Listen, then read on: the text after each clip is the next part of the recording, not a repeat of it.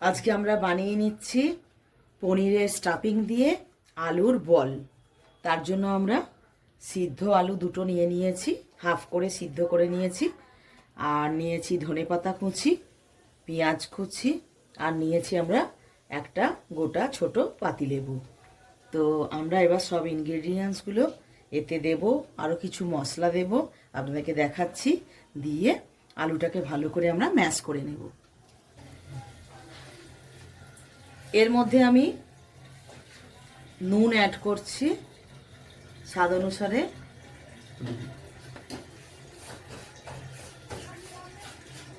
আর দিলাম এতে ধনে গুঁড়ো, অল্প পরিমাণে জিরে গুঁড়ো, আর দিলাম লঙ্কার গুঁড়ো।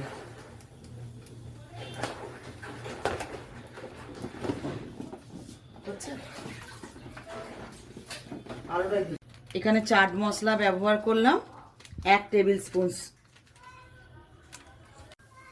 ধনে পাতাটা আমি অ্যাড করে দিলাম এর মধ্যে। এবারে এটা আমি ভালো করে মেখে নেব, তারপরে আমি পেঁয়াজটা অ্যাড করব।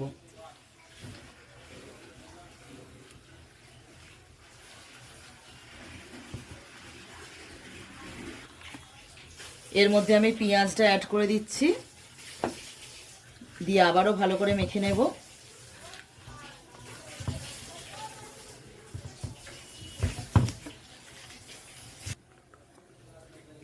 লেবুটা আমি এর মধ্যে নিগড়ে দিলাম, একটা গোটা পাতি লেবু এর মধ্যে আমি অ্যাড করে দিচ্ছি।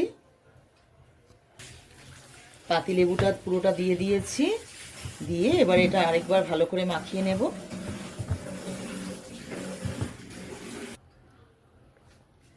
এর মধ্যে আমি বেসনটা অ্যাড করলাম। বেসনটা আপনারা পরিমাণ মতো দেবেন, যতটা আপনার মনে হবে মাখার জন্য লাগবে। আর এর মধ্যে আমি কিছুটা 2 চামচের মতো কর্নফ্লাওয়ার দিয়ে দিলাম। এটাকে আমরা এবার ভালো করে মেখে নেব। বেসন আর কর্নফ্লাওয়ারটা আলুর এই পুরটার সঙ্গে আমরা ভালো করে মেখে নেব। আর একটু মেয়ে দিতে হবে। এর মধ্যে আমি আরও একটুখানি 2 চামচের মতো বেসনটা অ্যাড করলাম টাইট করার জন্য, যাতে বলগুলো বানানো যাতে যায় সুবিধে হয়। আরেকবার আমি মাখিয়ে নেব পুরোটা।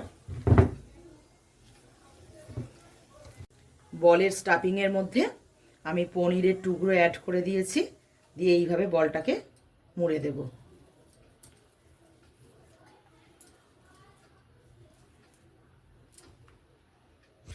এইভাবে আমরা প্রত্যেকটা রেডি করে নেব। একইভাবে পনির ভরে প্রত্যেকটা আমরা এইভাবে বলগুলো রেডি করে নেব। কটা পনির আমি কর্নফ্লাওয়ারে মাখিয়ে নেব, কোট করে নেব, নিয়ে আমি এগুলো তেলের মধ্যে অ্যাড করে দেব। একই রকমভাবে সবগুলো আমরা কর্নফ্লাওয়ারে অ্যাড করে নেব। একবার করে কোট করে নিয়ে তেলের মধ্যে আমরা অ্যাড করে দেব।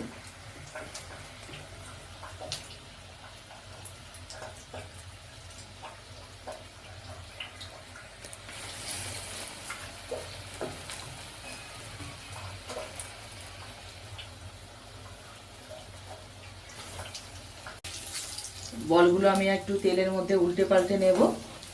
আঁচটা বাড়িয়ে দিলাম, আমি ফুল ফ্লেমেই করে দিয়েছি।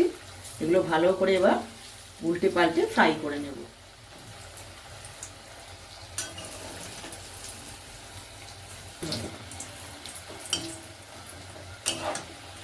এবার এগুলো আর একটু হবে 2 মিনিট, তারপর আমরা নামিয়ে নিতে পারবো।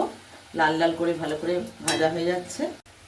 এবারে আমরা প্রত্যেকটা বল নামিয়ে নেব। আমার ক্রিসপি বল রেডি হয়ে গেছে। আর এটা আমি একটু স্যালাড দিয়ে আর টমেটো সস দিয়ে সার্ভ করে দিয়েছি। আর এটা আমি আপনাদেরকে কেটেও দেখাচ্ছি কতখানি এটা ইয়ামি হয়েছে। এর ভেতরে পনিরের স্টাফিং দেওয়া আছে,